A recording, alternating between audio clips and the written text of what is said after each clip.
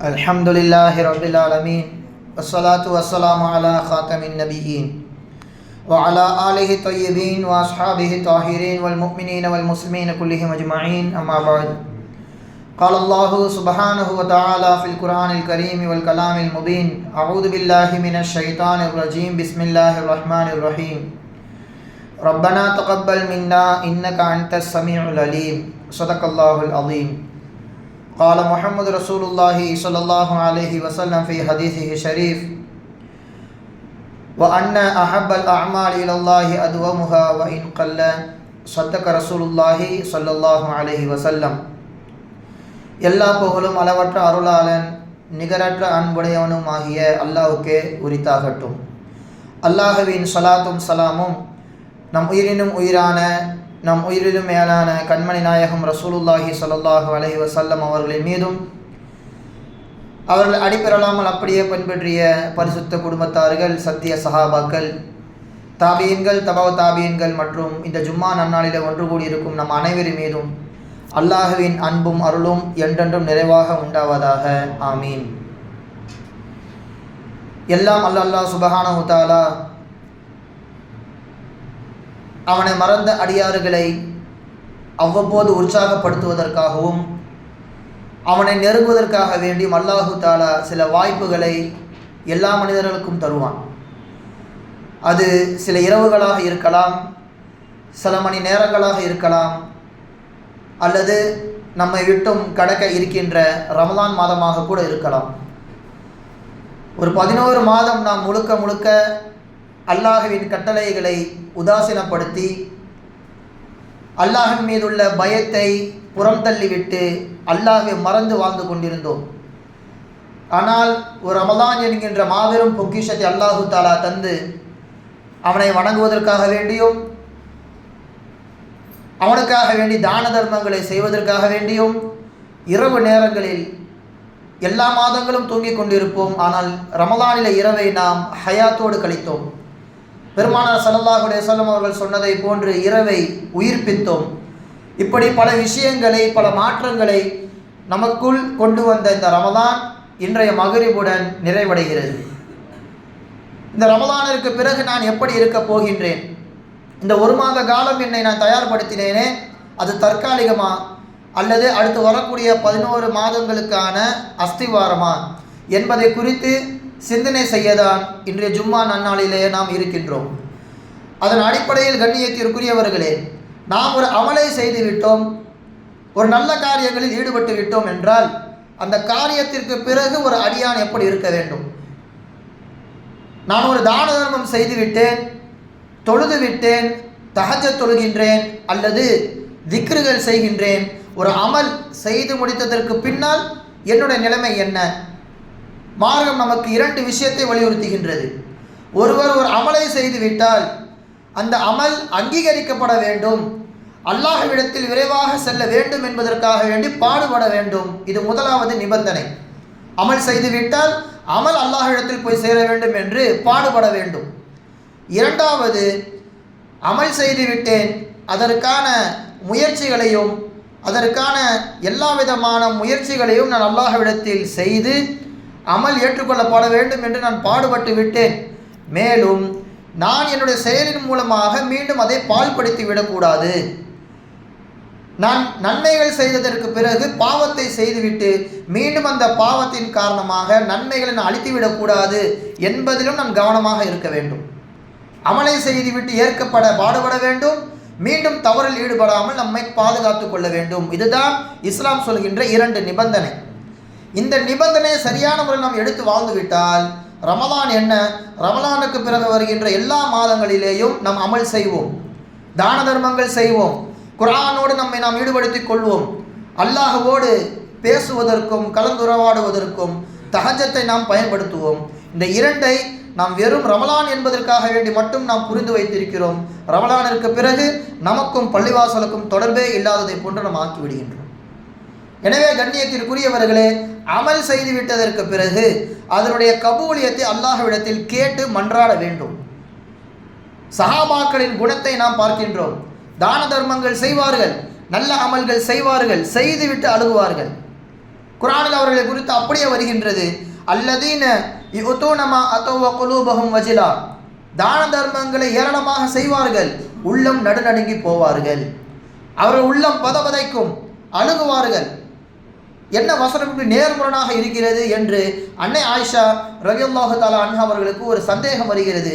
யா ரசூலல்லாஹ், நல்ல விஷயம்தானே செய்கிறார்கள், தான தர்மங்கள் ஒருவரை வாழ வைக்கின்றது, ஏன் அவர்கள் பயப்பட வேண்டும்?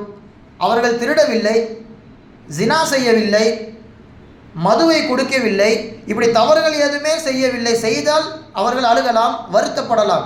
எதுவுமே செய்யாமல் வெறும் நல்ல அமலை மட்டும் செய்துவிட்டு ஏன் அவர்கள் பயப்பட வேண்டும் என்று கேட்கும் பொழுது ரசூலுல்லாஹி ஸல்லல்லாஹு அலைஹி வஸல்லம் அவர்கள் சொன்னார்கள், நல்லதுதான் செய்தார்கள்.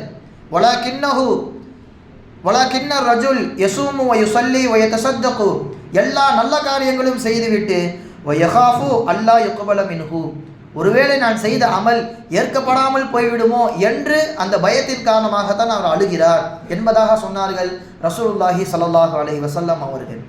நம்மை விட ஈமானில் உயர்ந்த பெருமானார் ஸல்லல்லாஹு அலைஹி வஸல்லம் அவர்களை பார்த்த சஹாபாக்களுக்கு இந்த நிலைமை என்றால், நம்மை போன்ற சாதாரண மனிதர்கள் அதுவும் அறகுறையாக செய்கின்ற அமலில் செய்துவிட்டு எப்படி கண்டும் காணாமல் இருக்க முடியும்? அல்லாஹ்விடத்திலே மன்றாட வேண்டும். சஹாபாக்களிடத்தில் இருந்த இந்த குணத்தை குர்ஆன் இன்னும் ஒரு இடத்திலே அது நபிமார்களின் சிஃபத் என்பதாக வர்ணிக்கின்றது. நபிமார்கள் அமல் செய்துவிட்டு அல்லாஹ்விடத்திலே கபூலியத்திற்காக வேண்டி துவா செய்வார்களாம்.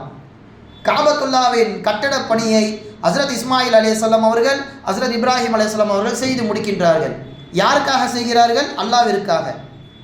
அவர்கள் மனதில் அணுவளவும் கூட முகஸ்துதி இருக்காது, முழுக்க முழுக்க அல்லாஹ்விற்காக வேண்டி மட்டுமே செய்கிறார்கள்.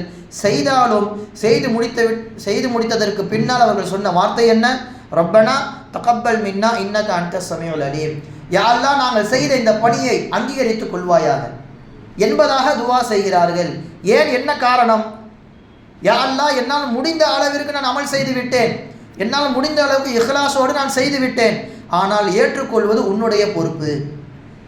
இமாம் உஹைப் ரஹிமஹுல்லா அவர்கள் சொல்லி காட்டுவார்கள், அல்லாஹ்விற்காகவே செய்து அல்லாஹ்விற்காக வேண்டிய நேரத்தை செலவழித்து அது ஏற்றுக்கொள்ளப்பட வேண்டும் என்று இப்ராஹிம் அலைஹிஸ்ஸலாம் அவர்கள் அழுகிறார்களே, நம்மை போன்ற சாதாரண மனிதர்கள் அமல்களில் குறை வைத்துவிட்டு அதை கண்டும் காணாமல் இருக்கலாமா என்பதாக உஹைப் ரஹிமஹுல்லா அவர்கள் சொல்லி காட்டுவார்கள். எனவே செய்த அமல் அல்லாஹ்விடத்தில் போய் சேர வேண்டும் என்று வருத்தப்படுவது நபிமார்களின் சிஃபத், நபிமார்களின் தன்மை. சஹாபாக்களும் அப்படிதான் தங்களுடைய வாழ்க்கையை அமைத்து கொண்டார்கள் என்பதை இந்த குர்ஆனின் மூலமாக நாம் தெரிந்து கொள்ளலாம். நாம் செய்கின்ற பிரார்த்தனைகளில் ஒரு பங்கை இதற்காக வேண்டி ஒதுக்கிவிட வேண்டும். என்ன? யா அல்லாஹ், இன்று காலை கண் விழித்ததிலிருந்து இரவு தூங்குகின்ற வரைக்கும் என்னால் முடிந்த நல்ல அமல்களை பல செய்திருப்பேன். எனவே நான் உன்னிடத்தில் மன்றாடுகிறேன், யா அல்லாஹ், என்னுடைய துவாவில் மூலமாக நான் கேட்கின்றேன், எனக்கு இந்த அமலை நீ உடனே ஏற்றுக்கொள்வாயாக என்பதாக ஒரு மனிதர் கட்டாயம் கேட்க வேண்டுமாம் என்பதாக ஹஸ்ரத் கத்தாதா ரலியல்லாஹு தஆலா அன்ஹு அவர்கள் சொல்லி காண்பிக்கிறார்கள். அதற்காக வேண்டி அவர்கள் மேற்கோள் காட்டுகின்ற வசனம் என்ன? ரசூலுல்லாவை பார்த்து அல்லாஹு தஆலா சொன்னானான், ஃபைதா ஃபரகத ஃபன்ஸப், நபியே நாயகமே, நீங்கள் வேலைகளை முடித்து விட்டால் ஃபன்ஸப், நிலைநாட்டுவீராக என்பதாக அல்லாஹு தஆலா சொல்கின்றான். அதற்கான பொருள் என்ன? இதா ஃபரகத மின ஸலாத்திக ஃபன்ஸப் ஃபி துஆஇ, தொழுகையை முடித்து விட்டால் அதோடு சேர்ந்து மீண்டும் நீங்கள் துவாவை இணைத்து கொள்ள வேண்டும். யா அல்லாஹ், தொழுகையை நான் முடித்து விட்டேன், இதில் குற்றம் குறைகள் ஏதேனும் இருந்தால் அதை கண்டு கொள்ளாதே, நான் செய்த இந்த துவாவின் மூலமாக என்னுடைய அமலை நீ ஏற்றுக்கொள் என்று தொழுகையோடு சேர்த்து துவாவை வைத்துக் கொள்ள வேண்டும். சதக்காவோடு சேர்த்து துவாவை வைத்துக் கொள்ள வேண்டும். நாம் எந்த அமலை தொடர்ந்து செய்தாலும் அதனோடு நம்ம துவாவை அவசியமாக்கி கொள்ள வேண்டும் என்று ஹஸ்ரத் கத்தாதா ரலியல்லாஹு தஆலா அன்ஹு அவர்கள் சொல்லி காண்பிப்பார்கள். நம்மை போன்ற சாதாரண மனிதர்கள் பாவங்களை செய்துவிட்டு அதற்கான வேதனை மறுமை நாளில் கிடைக்கும் என்கின்ற வசனங்களையும் ஹதீஸுகளையும் தெரிந்துவிட்டும் கூட அழுகாமல் இருக்கிறோம், கவலைப்படுவது கிடையாது. ஆனால் முன்னொரு காலத்தில் சஹாபாக்கள் இப்போ மேலே சொன்னதை போன்று நல்லதை செய்துவிட்டு அழுதார்கள். ஹசன் பஸரி ரஹிமஹுல்லா அவர்கள் சொல்கிறார்கள், எங்கள் காலத்திலே சில மனிதர்களை நாங்கள் சந்தித்தோம், அவர்களெல்லாம் நன்மை செய்துவிட்டு வருத்தத்தில் இருப்பார்களாம், ஒரு வருடத்தில் பேச்சை கூட அவர்கள் தொடர மாட்டார்கள். நன்மையான காரியங்களை செய்துவிட்டு சில மணி நேரங்கள் மௌனத்தில் இருப்பார்கள், கவலைப்படுவார்களாம். ஆனால் நீங்கள் அஷ்ஃபக மின்கும் அலா சய்யிஆத்திக்கும் அன் துஅذபு அலைஹா, பாவத்தையும் செய்துவிட்டு அந்த பாவத்திற்கான தண்டனைகள் என்ன என்பதை வாசித்தும் விட்டு அச்சமற்று இருக்கிறீர்களே, என்பதாக கேட்பார்கள் ஹசன் பஸ்ரி ரஹிமஹுல்லா அவர்கள். எனவே நாம் ரமலான் முழுக்க நிறைய அமல்களை செய்திருப்போம். ரமலானிற்கு பிறகு அதற்காக வேண்டி மன்றாட வேண்டும். யா அல்லாஹ் என்னுடைய துவாவை ஏற்றுக்கொள் என்பதாக அல்லாஹ்விடத்தில் கெஞ்ச வேண்டும். எதனை கொண்டு? அலிமுல்லாஹ பியாதல் ஜலாலி வல் இக்ராம்.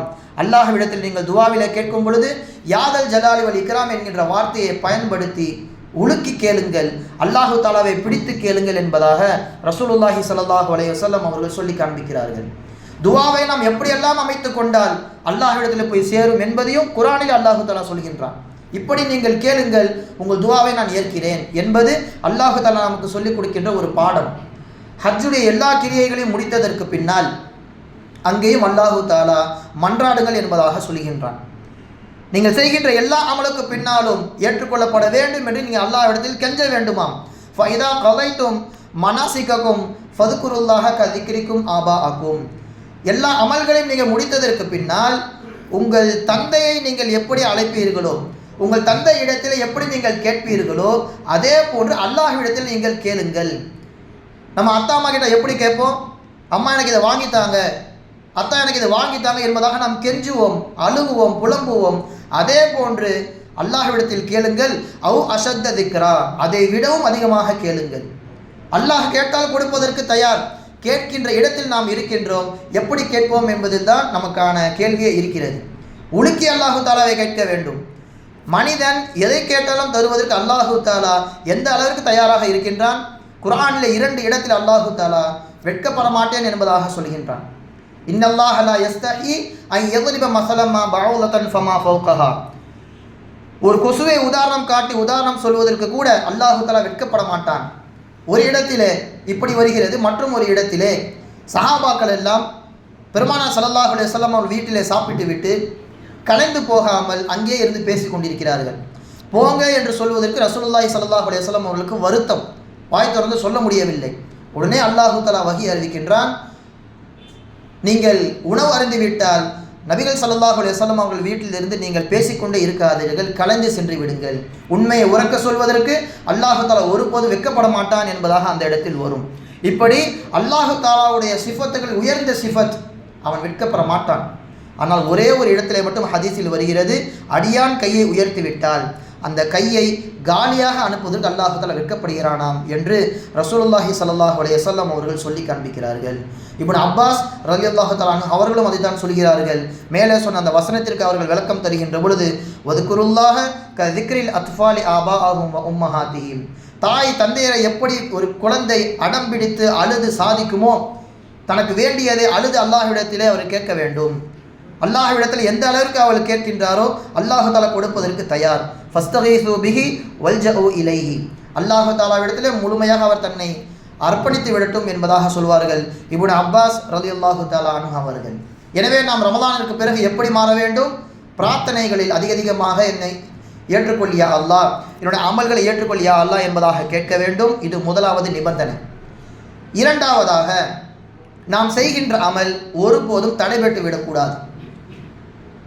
நான் செய்கின்ற அமல் மலை கணக்கில் செய்து வைத்திருப்பேன், ஆனால் மீண்டும் நான் பாவத்தை செய்கின்ற பொழுது என்னால் அநீதம் செய்யப்பட்டவர்கள் அந்த நன்மையை வாங்கிக் கொள்வார்கள்.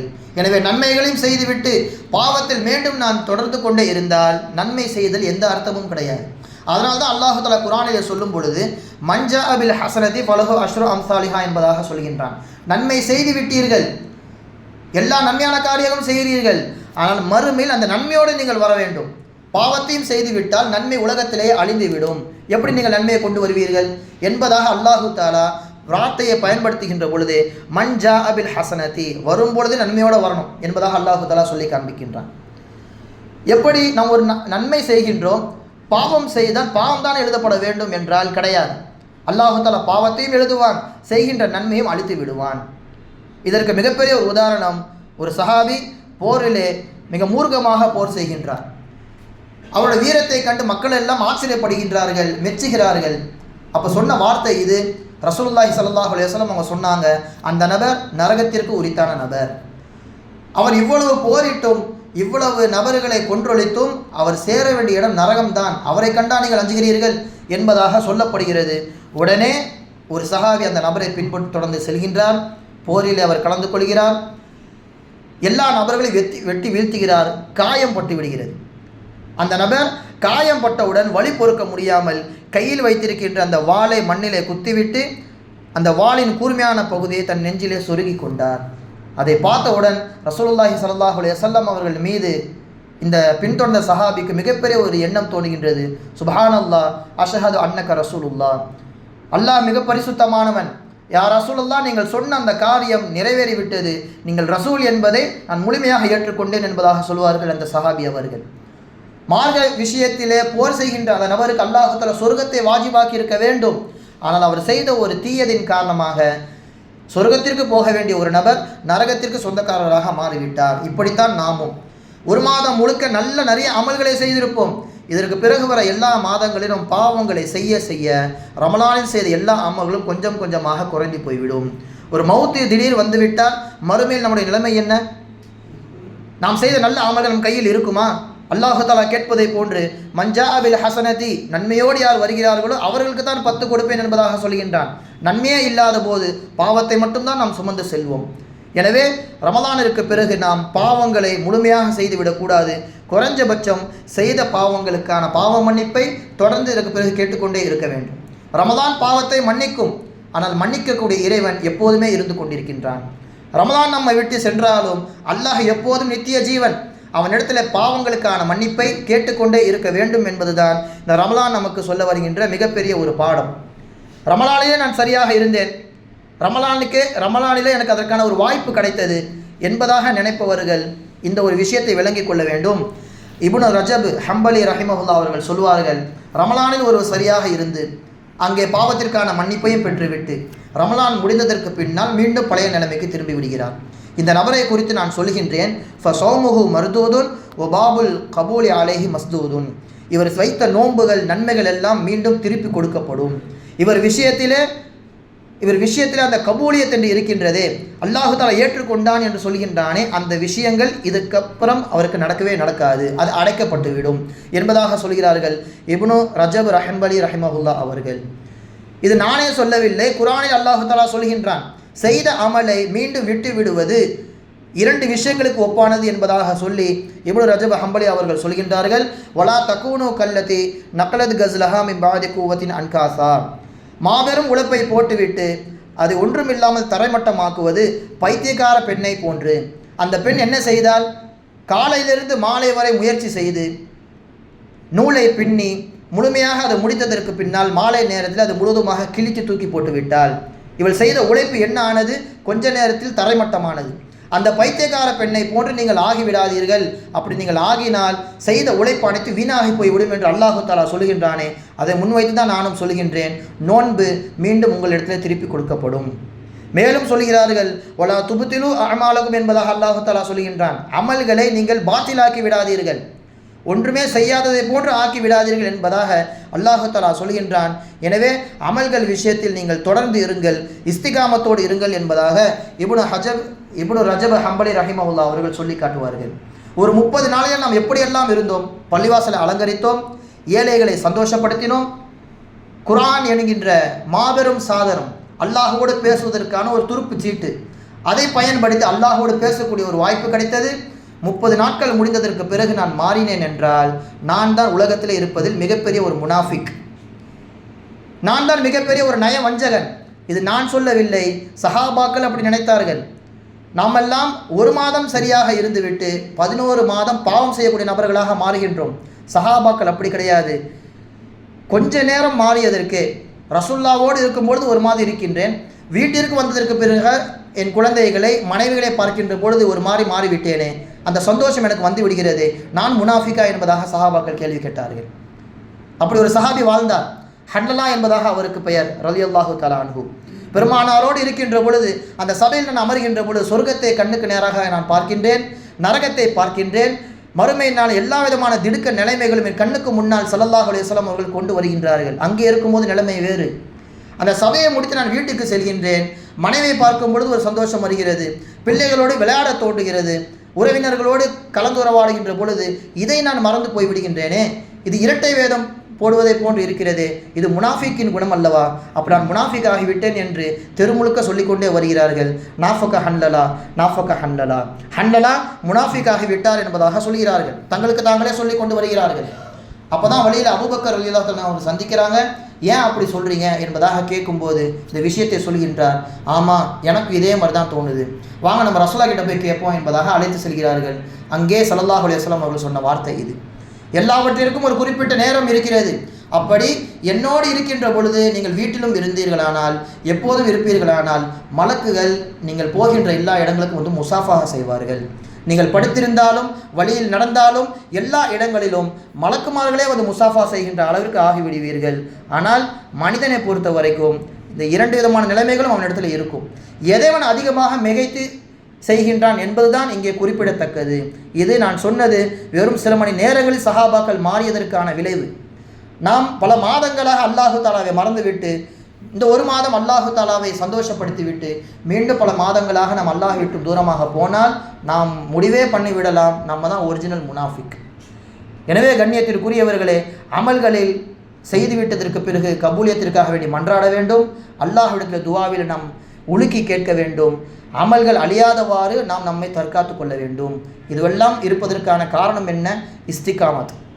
ரசூலுல்லாஹி ஸல்லல்லாஹு அலைஹி வஸல்லம் அவர்களை குறித்து வருகின்ற பொழுது பெருமானாருக்கான அந்த வெள்ள முடி, நரைமுடி ஏற்பட்டதற்கான காரணம் என்ன? நான் ஹூது சூறாவை ஓதுகின்றேன், அதோடு தொடர்பு படுத்தி சில சூறாக்களை ஓதுகின்றேன், சில வசனங்கள் என்னை பயமுறுத்தியது, அந்த பயத்தினால் என் தலைமுடியை நரைத்து விட்டது என்பதாக சொல்வார்கள் ஸல்லல்லாஹு அலைஹி வஸல்லம் அவர்கள். அப்படி அவர்களை பயமுறுத்திய வசனங்களில் ஒரு வசனத்தை இப்னு அப்பாஸ் ரலியல்லாஹு தஆலா அன்ஹு அவர்கள் சொல்கின்றார்கள். மா நஸலத் அலா ரசூலுல்லாஹி ஸல்லல்லாஹு அலைஹி வஸல்லம் ஆயத்துன் கானத் அஷத்து வல அஷக்கு அலைஹி. பெருமானாரை பயமுறுத்திய ஒரு ஆயத் இருக்கின்றது. ஃபஸ்தகிம் கமா உமிர்த்த, நாயகமே உங்களுக்கு என்ன கட்டளை இடப்பட்டதோ அதிலே நீங்கள் நிலையாக இருங்கள் என்பதாக அல்லாஹு தஆலா சொன்னான். பெருமானாரின் நிலையம் நமக்கு தெரியும். அவர்கள் அமல்களிலே குறை வைக்க மாட்டார்கள், முன்பின் பாவங்கள் மன்னிக்கப்பட்டவர்கள், இருந்தாலும் கூட அமல்களில் குறைவு ஏற்படுத்தாதவர்கள் ஸல்லல்லாஹு அலைஹி வஸல்லம் அவர்கள். அவர்களை பார்த்து அல்லாஹு தஆலா என்ன சொல்கின்றான்? ஃபஸ்தகிம் கமா உமிர்த்த, உங்களுக்கு நான் என்ன சொன்னேனோ, என்ன ஏவினேனோ அதில் நிலையாக இருக்க வேண்டும் என்றதாக அல்லாஹு தஆலா சொல்லியிருக்கிறான். எனவே அந்த வார்த்தை எனக்கு பயத்தை ஏற்படுத்தியது, நரைமுடியை ஏற்படுத்தியது என்பதாக சொன்னார்கள் ரசூலுல்லாஹி ஸல்லல்லாஹு அலைஹி வஸல்லம் அவர்கள். எனவே நாம் நம்மை சிந்தித்து பார்க்க வேண்டும். நான் எப்படி மீது இருக்கின்ற 11 மாதங்களை கடக்கப் போகின்றேன்? என்னால் எப்படி நான் பிறருக்கு பிரயோஜனத்தை தரப்போகின்றேன்? அல்லாஹ்வை சந்தோஷப்படுத்தப் போகின்றேனா அல்லது அல்லாஹ்வை விட்டு தூரமாக போகின்றேனா என்பதை சிந்தித்து உணர வேண்டும். ஜுனைதுல் பகதாதி ரஹிமஹுல்லா அவர்கள் சொல்வார்கள், ஒரு மனிதன் 1000 அற்புதங்களை நிகழ்த்துவதை விட செய்த ஒரு அமலில் இஸ்திகாமத்தோடு நிலையாக இருப்பது மிகவும் சிறந்தது என்பதாக சொல்வார்கள். அல் இஸ்திகாமத்து ஹைரு மின் அல்ஃபி கராமா. 1000 அற்புதங்கள் நிகழ்த்துவதை விட ஒரு அமல் அதிலே நிரந்தரமாக இருப்பது, இதுதான் மிகவும் சிறந்தது, அது அல்லாஹ்விற்கு பிடித்தமானதும் கூட. ஃபைன்ன அஹப்பல் அமால் இலல்லாஹி அதுவமுஹா வ இன் கல்ல, அல்லாஹ்விற்காக வேண்டி ஒரு அமலை செய்யுங்கள், அது குறைவாக இருப்பினும் நிரந்தரமாக செய்யுங்கள், அதுதான் அல்லாஹ்விற்கு பிடியமானது என்பதாக சொல்வார்கள் ரசூலுல்லாஹி ஸல்லல்லாஹு அலைஹி வஸல்லம் அவர்கள். அதன் அடிப்படையிலே எதிர் வரக்கூடிய மாதங்களில் நாம் நம்மை சரியாக்கி கொள்ள வேண்டும். இந்த 30 நாட்களில் எப்படி நாம் இருந்தோமோ அதே போன்று அல்லாஹு தஆலா மாதக்கணக்கில் நம்மை வழி நடத்துவதற்கு தௌஃபீக் செய்வானாக. வ ஆகிரு தஅவானா அல்ஹம்துலில்லாஹி ரப்பில் ஆலமீன். அஸ்ஸலாமு அலைக்கும் வரஹ்மத்துல்லாஹி வபரகாத்துஹு.